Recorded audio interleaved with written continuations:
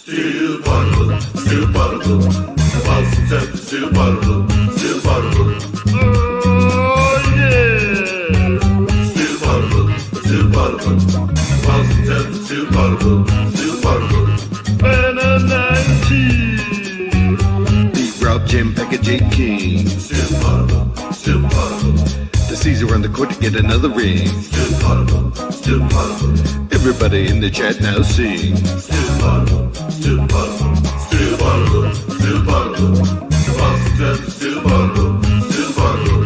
Oh yeah! Shut your ass up, Daddy's always happening here.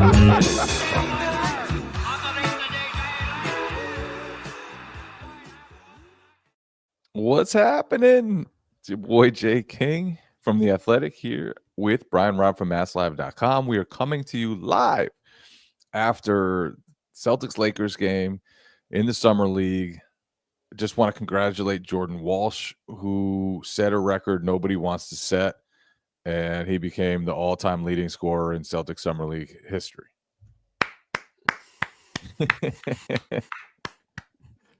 That's actually surprising. Is it, though? I guess This is his third year. third summer league. Yeah, I guess there's how many guys? Like Carson Edwards comes to mind, being like, wait, how's he not have the record? Carson Edwards, I believe, was in the top 5. Let me pull up this top 5 list, which Taylor Snow tweeted. So I want to guess. Is it worth guessing? Am I going to get anyone else on this list? maybe some of them are. How deep are the cuts? We're playing almost 20 years ago. Ooh, yeah, I'm not going to get those. You probably could now that you know it's almost 20 years ago. 20 years ago, so we're looking at 2005. Is Tony Allen on there? Yes, he is. Nice. Sure is. Big Al? Tony Allen's third. Big Al is second. Nice. Good, great draft. Jordan For Walsh Danny there. passed them both tonight. Wow. And so Carson was 4, maybe? Carson was 4. Wow, this is pretty impressive, honestly. Yeah. And so 5. One of them's a recent guy. One of them is a recent guy, J.D. Davison. Yep. Boom. Let's go. and Ryan Gomes was tied for 5th. Oh, nice. With J.D. Davison. That was actually a pretty good pull from you. Yeah. I kind of feel like you pulled up the tweet and were just I know. I mean, you gave me Carson was easy pickings, but you gave me the big hint when you said 20 years ago. That just I go back to that 2004 draft that helped, like when they got Big Al, Tony Allen, and Delonte all in that same draft there. I would have almost said Marcus Banks. Ooh, that would have been another good one. Yeah. I feel like Marcus Banks had some good summer league moments. Right. He's probably there. He's gotta be pretty close. Yeah, what would I say? We'll put together our all Celtic summer league team. Maybe we'll see that for next week. We'll go through the stats. All-time Celtics summer league squad. Dan Dickow has to be up there. But anyway, Jordan Walsh, leading scorer in Celtics Summer League history. Again, that's a record you don't really want to set. You don't want to be there for a third year. You want to be good enough that you get shut down.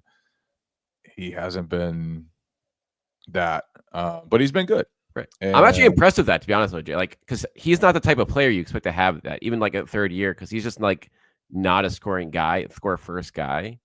I see your bigger point. You don't want to be on that list, period. But it shows I think he's had the best summer league so far out of anyone on the team, I would say, in totality, which he should. But it's also, I think, a good step forward for him so far.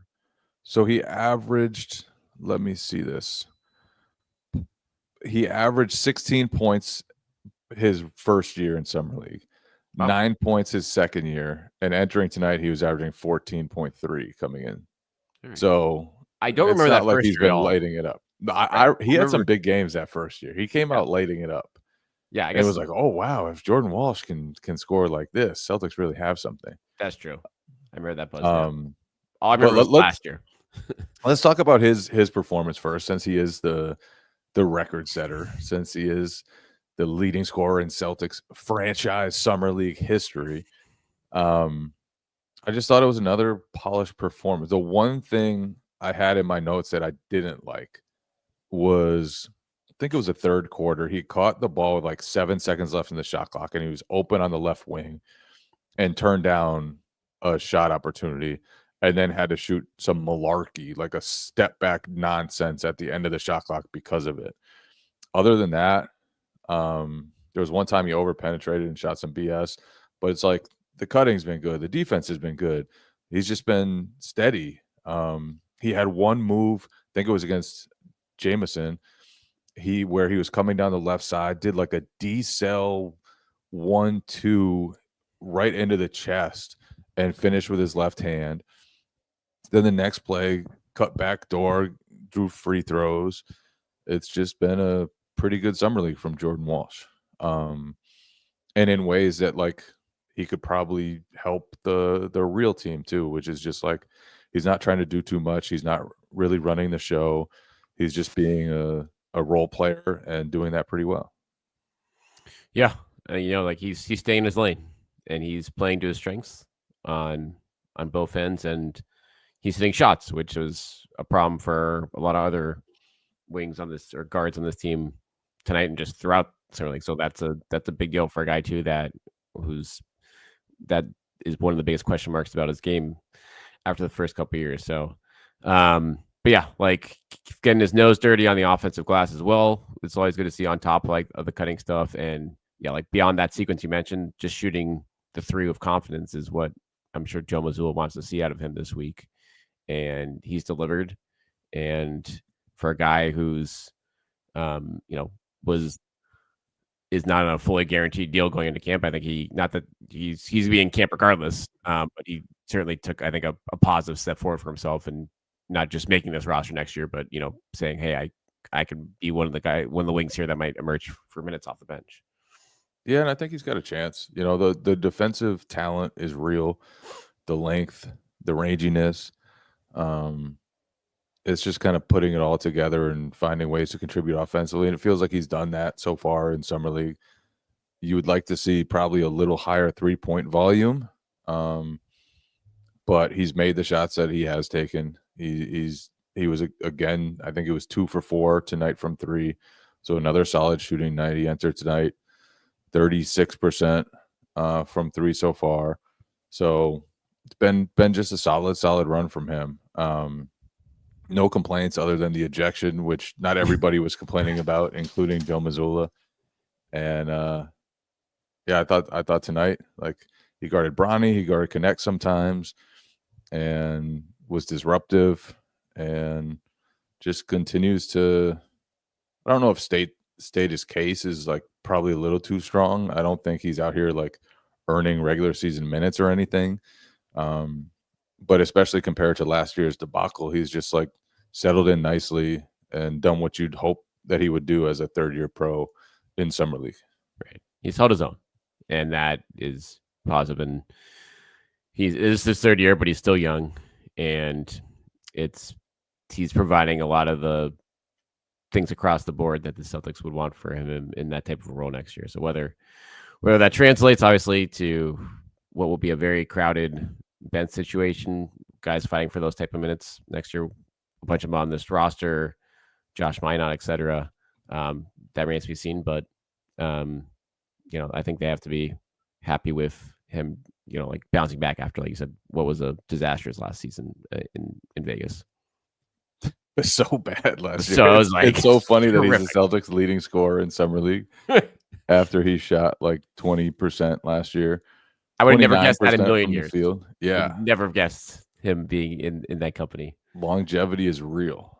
Longevity is real in summer league. Not everybody has it, but those who are fortunate to get it can pile up some records pretty quickly. Let's talk about Ugo, because Ugo is obviously like just the kind of the most intriguing guy in summer league, and he was coming off a dud of a second game for him against the Heat. I thought he was just so much better, like infinitely better tonight. And he still had moments where he was just kind of, his decision making was a little crazy. He sort of borders on and sometimes steps over like how much creativity you'd want from him. There was one play especially, and he ended up drawing a foul, but he tried to go like up and under and shoot some absolute malarkey against Christian Coloco, and Coloco ended up getting a technical foul for disagreeing with the foul call. It was just like such an ambitious, like not going to work attempt. And he's going to have to cut some of that out of his game, but you still like the daring bravado that he has. And tonight he hit, a couple threes, hit his first 2 threes. The cutting continues to be a positive. On one of the backdoor cuts that he had, Kenneth Lofton found him, and then he dumped it off to Miles Norris for a dunk. It was just a beautiful play. And so you can see how he's going to work next to better players in a good system. Like, I think all that stuff is going to be accentuated, and some of the flaws in his game are going to be minimized when he's playing with better players. And I just thought tonight was just like solid performance. He ended up 4 for 11, which isn't great, but like some of those shot attempts for, like, there was one right near the end of the shot clock where he just kind of had to handle a grenade and got blocked. There was one that was like a put back attempt that didn't go down. I just thought for the most part, like his shooting was a little misleading. He probably played more efficient game than that suggested. Yeah, it was clearly much closer to his game 1 performance than the disaster that was what happened for him against the Heat. But yeah, I think generally him finishing in the paint, it's just going to be a weakness in his game. It feels like coming out, and then that's just adapting to like being around trees and NBA athletic bigs, which he's obviously getting a taste of that when he goes in there kind of without a plan at some points. But I think those type of shots will go away for him if and when he plays next season. With C's, will be like, all right, you're taking threes, you're cutting, and you're defending your ass off and crashing the glass. And so, like I said, all those things were back in play tonight. The turnovers were down. I think it felt like he was handling the ball a lot less. Yeah, maybe other definitely. games too. So they maybe like saw what happened to him in that second game. Was like, all right, we got to like scale back and give him some confidence. Back. And yeah, exactly, obviously, right. Summer League is not the place where you normally want to see a guy like have to scale it back. Right. But there's no point in having him go out and have another 6 or 7 turnovers and feel terrible about himself going into the final game. I thought he needed to have a pretty good game, and he was much better today. Agreed. So that, again, when you're looking at the guys that matter for this team in Summer League, like obviously he's at the top of the list, if not close to it. And this was another step in the right direction on that front. And there's going to be bumps in the road for any 19-year-old, that's not named Jason Tatum. But this is one where I think scaling it back, trying to build his confidence back up, like you said, so he wouldn't be. And as you wrote about, Jay, like he just, after the missed free throws in that opening game, he's a guy who seems to be very hard on himself. Super hard for this type of stuff. So he will be able to get some sleep tonight, and that's good for him and probably good for his confidence. Yeah, and I thought he had some really nice moments of defense too. I didn't get which Laker was going at him, but there was a play in the first half where one of the Lakers drove right to the baseline, and he stayed right with him, stayed on his feet, and like just engulfed him, blocked him. And it was just a really impressive play to not just be there and impact the shot, but also get up and block it. He didn't always, like, he got beat by Bronny a couple times. That was a little surprising, but I guess Bronny had a really good game. He did. At least a really good third quarter, probably second half. And Bronny might be the most improved MIP of Summer League. MIP. I think he's been playing pretty well, and that was a good test for Ugo defensively. And for the most part, I thought he did pretty well. But yeah, it was there was a lot of stuff to like from Ugo. Like, just the instinct stuff is just like, he had a couple backdoor cuts. Lofton found him a couple of times. They seem to have like a nice little chemistry with that going on. And I just appreciated the way he played. And like, it's going to take, obviously, he's not going to be like a primary facilitator right away. He might never be a primary facilitator. Yeah. So to be able to impact on the Celtics, you're going to have to do all the other stuff. You're going to have to knock down threes. You're going to have to play off the ball, cut. You're going to have to play defense. And I think he's shown a feistiness. He's shown an intelligence that will give him a chance to adapt to the NBA game and to just kind of find his way while he's still learning a lot about the game. He probably needs to learn another move other than the Euro step. Like it seems like every time he goes downhill, it's like tries the Euro step, and then that's gotten him in trouble a little bit. But there's plenty of time for him to develop skill, plenty of time for him to develop other stuff. And so far, I think his tenacity and just ability to see the game, to play off of others is pretty promising for such a young guy. It'll be fascinating to see how much time he spends in Maine versus Boston this upcoming year, because I could see that going like either way. Because you want him to get the reps, work on the parts of his game. You mentioned like just adding to his, driving him beyond the Euro step, adding to his moves and stuff. But I think there's also value in him. They're going to have, if they have clearly 14 guys on the roster for next season, and Tatum's out, so that's 13. So you're not going to, guys are going to play. If you're, and the wing rotation is as such where there's obviously going to be games where they probably could use his defense and such. So that balance to me will be fascinating as we get forward, because there's going to be bumps in the road if he does play at the NBA level, but he does enough things well right now where I think it'll probably be a consideration out of the gate if he has a good camp. Yeah, I think he's going to have to earn that for sure. And like he'll be, and I guess part of it will probably depend on what happens with the rest of the roster. Like, are they able to move? Do they move Simons and Niang? Do they shed more money? Do they bring back guys that they want to play like pretty infrequently? Because right now, the way the roster stands, like if Simons and Niang are on it, they're going to be playing. Right. They're going to be in the rotation. They're going to be getting minutes. So depending on what you would bring back, like if you bring back somebody you just don't want to put out there, then I think Shireman, Walsh, and Ugo just have a better shot to get on the court. Before we move on to talk about Shireman, whose shooting struggles have continued.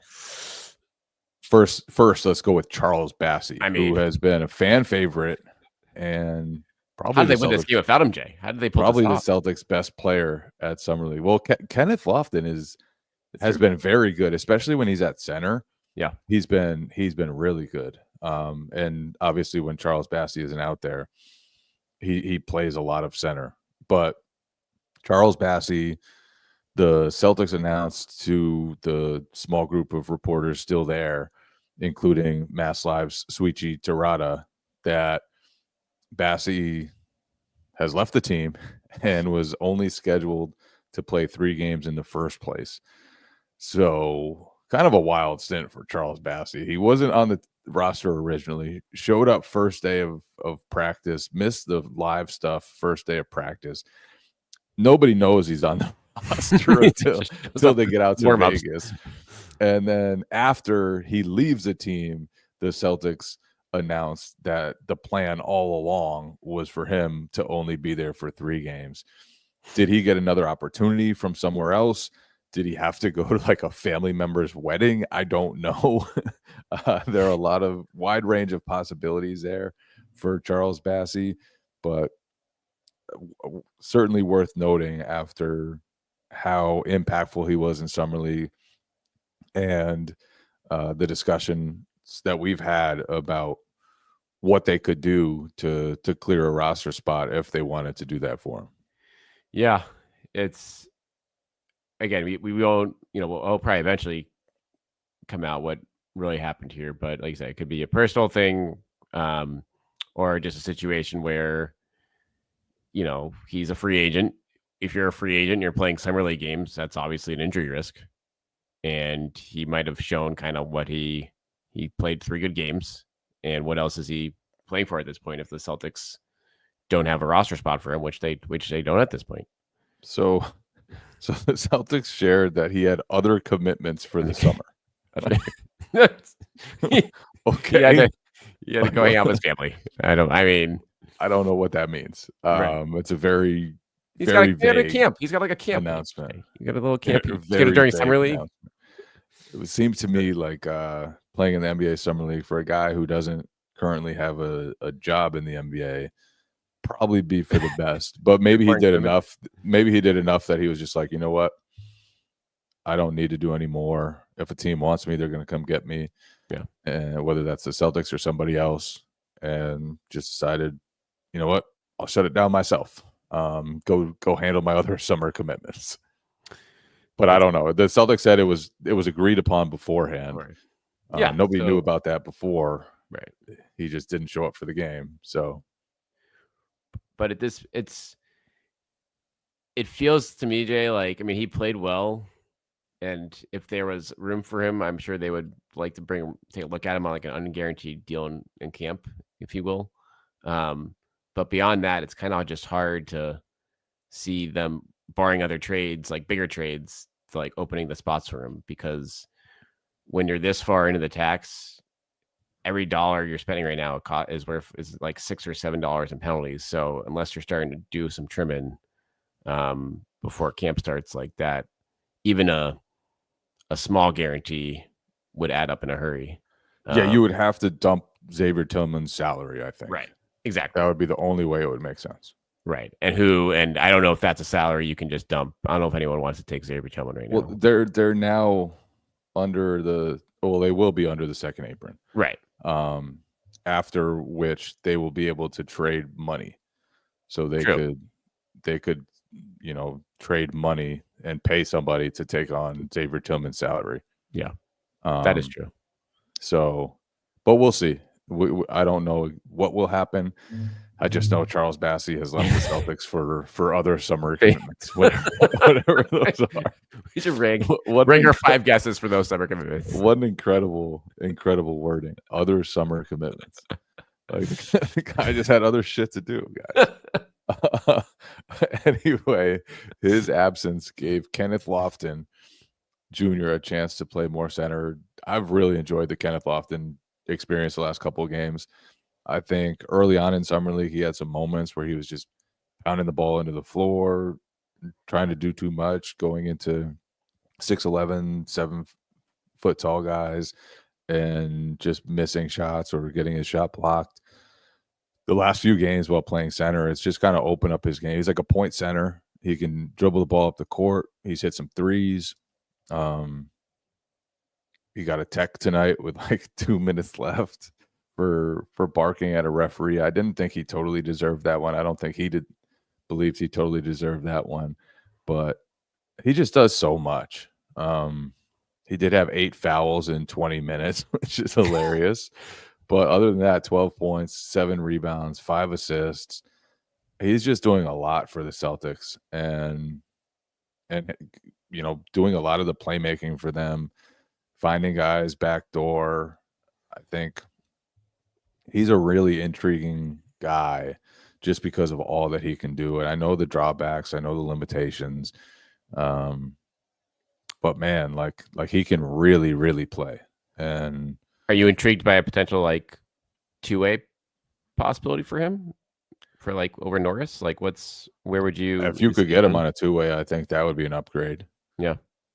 It is, because I mean Norris at this point, he had like a okay game tonight. Yeah, he did. I think 11 points off the bench, but generally like they got him last year in the middle of last season just to get another stretch, big-ish type. He obviously he's more of a 4 than anything else, but he's 25.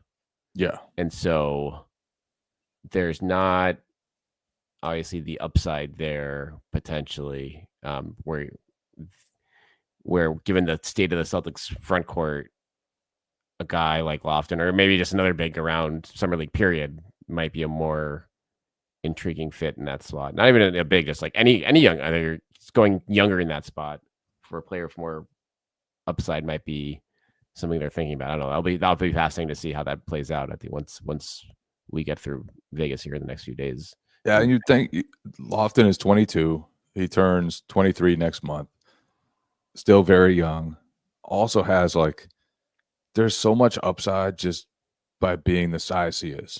Like if he ever just commits to losing that weight, then you're going to get a totally different player.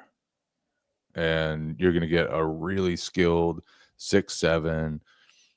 Like if he could move, if he could trim some of that weight, and like there's real upside there. I don't know if he'll ever realize that. Obviously, he's known since he got to the NBA for the first time that trimming weight would help a lot and getting in great shape would help a lot.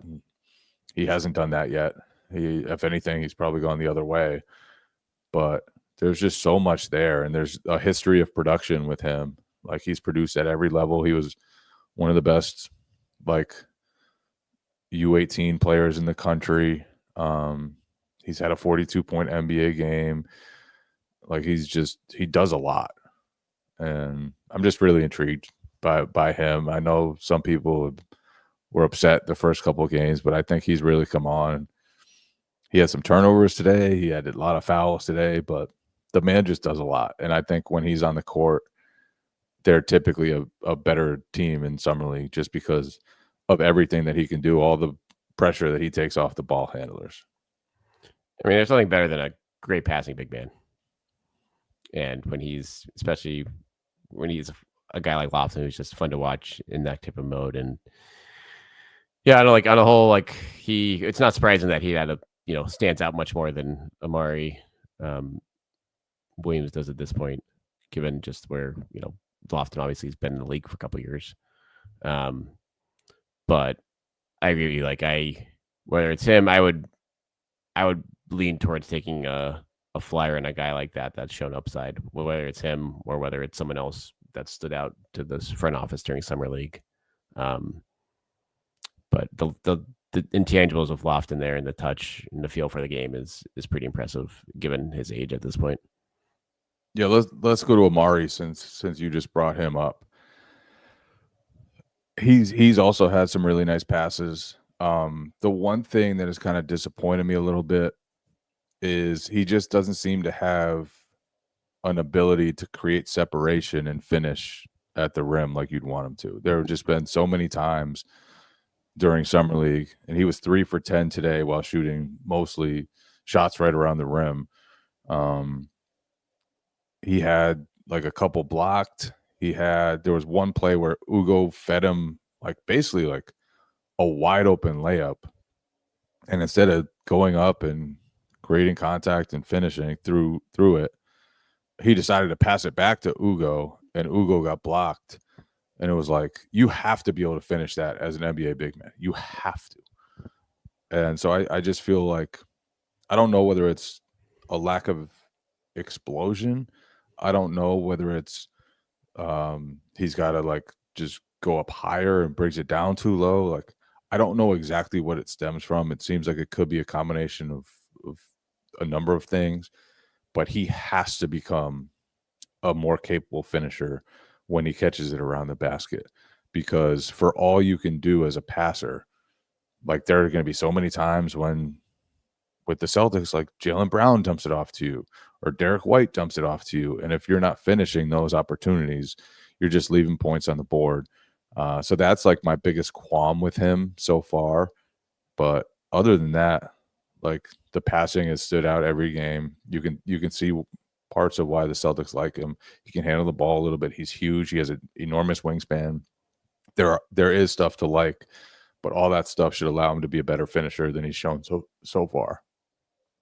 Yeah, and that was a weak spot of his game in college too, the finishing aspect of it. So it's it has to come around, or you're going to really struggle with him offensively when you're on the floor, because obviously he has no range to top it off. And he did shoot a 3 today. Desperation 3. Yes, desperation. Yeah, did not go in. Not one. But it's I think so. We've been Celtics fans watching this team over the last couple years has been spoiled by just the amount of like elite finishers among big. Like Cornette became that guy. Porzingis obviously is great around the rim. Al is, good for his size with that. So it's kind of jarring when you see a guy like Williams in these spots where he just is, like you said, just whether bringing it down, just not able to finish spots where he should be finishing. It stands out, and like that is probably the most glaring weakness in this game at this point. Moving on, Max Shulga just had a Max Shulga summer league game, 1 for 6 from the field. But I didn't hate he hit shots this week though. Has he hit any? I'm looking. No. Like no. He is very rarely hit anything. 27% in summer league before tonight's game from the and field. shot 1 for 6 tonight from the field, 1 for 3 from deep. So, but like another steady game, kind of did his thing. I didn't hate the way he played at all. It was just like you're gonna have to do something as a scorer. You can't just be like a nothing guy who brings the ball up the court, because there's gonna be somebody who does a lot of things and brings the ball up the court and will be steady. So, again, like I've liked the way he's played, poised, knows what he's doing, tough, like doesn't shy away from contact, has physicality on his drives, but like 1 for 6 ain't always going to cut it. Neither is 2 for 14. No, which is what Taylor Shireman was. He was 2 for 11 from 3, has not come close to getting untracked from the 3-point arc in this summer league. It's kind of been pretty bleak for him from deep. He's getting them up. I don't think it's a huge concern. Like he's always been a good shooter, but like dreams of him being this super knockdown guy, I just don't think he is that at this stage. And maybe he'll become that. But to me, the better parts of his game right now are like being a connector, passing, defensive rebounding is nice. He's been very disruptive defensively, which is cool. So again, there's a lot to like, but he will need to knock down shots at some point. That would be cool. Yeah. It's you don't want to start off the first few months of the season like you did last year shooting wise, and that's kind of where this performance looks like it's out there. But the strides are there in the other parts of his game. And so that's a situation where you're happy with that. And he certainly won't get the volume of shots in a regular game as he's getting right now. And so he probably will be a little bit more judicious with his shot selection. And I think he'll get just different types of shots too. Like how many times has he just pulled up on a fast break in summer league? Feels like he's missed almost all of those, if not all of them. And like he's not going to be really doing that a lot for the real Celtics. He's not going to be like curling around too many screens, I don't think, and shooting threes. Like that'll happen every once in a while, but just not all the time. So totally, when he's shooting catch and shoot shots, it'll probably look a lot different. I wouldn't be surprised if he still shoots a really good percentage in the regular season, but right now, yuck. Hold a little bit tighter to Sam Hauser. Yeah. Remember what you have. He's never shot less than 40% in any season. Yeah. The man just never misses. Exactly. So remember that's pretty much everyone. And then remember that when you try to compare the whites, just because they're white. Everybody's like, if you lose Sam Hauser, like Baylor Shireman can just do everything he does. Max Shogo will just step in. They pretty impressive win when the starting backcourt goes 3 of 20 from the field, and the Celtics still win by 9. But I guess that's a tribute to the wings and Lofton on this team. It's like when I was in like high school, whenever I played well in the summer league I played in, I would get compared to Peja or Steve Nash, and I played nothing like either of them. But you can see why I was drawing comparisons to them, and it had nothing to do with my game. And anyway, Damian Lillard will not be signing in Boston. He signed an aggressive deal from Got Portland. paid. 3 years. We reported at The Athletic that it was $45 million, I believe. I think ESPN reported it was $42 million. Whatever it is, that's a lot of money for a 35-year-old who has a torn Achilles and probably won't play at all this season. Also, don't really know what they're doing there. Him and Drew. Look out. Drew Holiday getting Damian Lillard. Not sure what they're doing there. It's going to be really cool that Dame's going to be back in Portland, but I just don't get it. Are you trying to sell tickets? Like you're trying. Yes, I think that's the answer here. It's like you're Portland. You're not ready yet, regardless. And this is a like nostalgia trip of being like, okay, you can bring the the face of the franchise home at a quote unquote discount, and yeah, like it's a little like I don't know if it's depressing for them, but like it's certainly not. If you're Scoot Henderson and like Sharp right now, you're probably like, okay, like great, now I get to come off the bench. But I guess he's not going to be around for this year anyway. What happens if Scoot Henderson has like a great year, right? And then you have Dame Lillard like just coming back? Are you going to tell Dame, sorry, bro, you're coming off the bench? Fun questions for Chauncey Billups. Like you just set yourself up for a headache one way or another. Is Drew Holiday coming off the bench now for them? Like, I guess depends what their starting five looks like, but like even a guy like Sharp. Yeah, they're doing some weird stuff. And I think they wanted some adults in the room, which can be helpful. They do have some young pieces who I like. Avdia's good. I think Klingon's going to be legit. They still have Anthony Robert Yang. Williams. They Scoot Henderson, and there's like talent there, and he improved a lot as a second-year pro. So there are pieces to like, but I'm not really sure what they're doing. I don't know why they wanted to pay so much more than it seemed like anybody else was willing to pay for Dame. And the Celtics obviously were never going to approach anything like that number. Nope. Being in Portland, obviously, like he wants to be near family. I don't know. Are they still in Portland? It sounds like they are. Yeah, it sounded like like he was rehabbing in Portland anyway. Right. And so now he'll actually be able to rehab around his team, which is cool. Cool for his team. But yeah, I don't know about the Blazers. And he gets $70 million this year. Like to not like it's just what a deal for Lillard. Yeah. Like to double dip like this. You're getting 50 something million from the Bucks, and then you get more money than anyone would have imagined you would get just to go back home. So pretty sweet deal for Dame.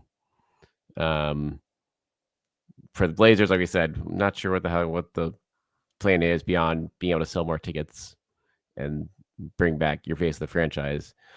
For the Celtics here, it's, you would have loved to have him certainly at a far smaller price than this, whether it's veterans minimum or the taxpayers mid-level. I think they would have considered as well for like not this season, but for next season for sure.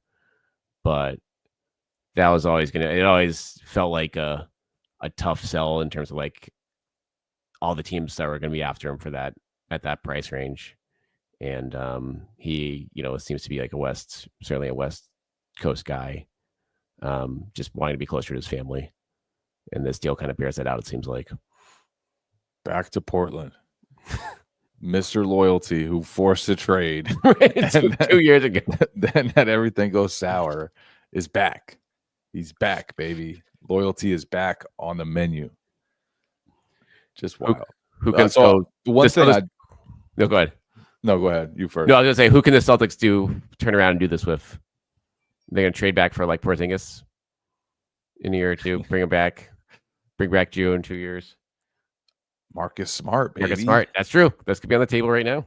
But for real, some of the tweets about how like the Blazers traded Dame and traded Drew Holiday and then ended up with like everybody that they traded those guys for and then those guys on top of it, those cracked me up today because like first of all, you lost the 2 best years each of those guys had left in them. Second of all, Damian Lillard has a torn Achilles and you're going to be paying him $15 million a year.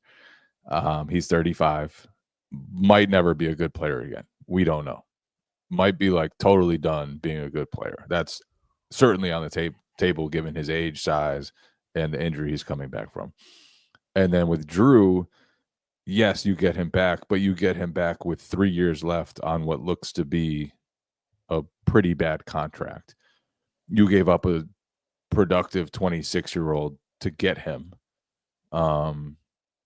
So all those tweets are like totally missing out that bringing those guys back at their prices is like not good.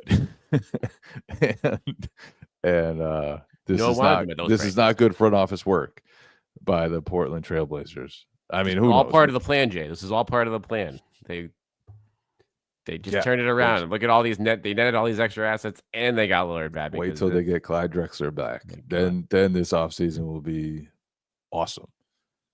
It is. I mean, there's something to be said for having adults in the room for a team like Drew obviously would be very valuable on that front for the now, but they could have had like crazy cap room for like a year or two down the line, and now you are using that on 35-year-old guards for like what 50 million of that for the next few years here. So it is, I guess maybe this is a sign like they just didn't think they'd be able to get anyone to Portland, like, which is, I guess, not great if you're there in the front office either. But I'm with you. It's just a wild situation, but it'll make for some good. It will be cool. It will be very cool that Dame is back. The first game he plays, whenever that is, will be super emotional and awesome and cool. After that, reality will strike, and we'll see. We'll see. But anyway, we'll be with you guys Monday through Friday. This week we did a little different schedule because Celtics had a summer league game today. They have got one more summer league game left. We don't really know when that is, but it should be sometime this weekend. We'll have another podcast whenever they play, and then we'll resume our normal Monday through Friday schedule. So shout out to the kids, the guys, the legends. We love you all. If you're not signed up and you're listening right now on Twitter or YouTube or wherever, sign up. Patreon.com/stillpotable and join us. Get all the shows, 5 a week, all the talk about the Celtics, all the talk about Hugo Gonzalez, Kenneth Lofton Jr., Charles Bassey, everybody else. Top 5 summer league scorers in Celtics history. Yeah, we're gonna have to do an all-time Celtics summer league draft soon. Can't wait. That'll be actually a fun summer episode. See you guys. Love you all. Still Potable, still Potable. The Boston Celtics, still Potable, still Potable. Oh.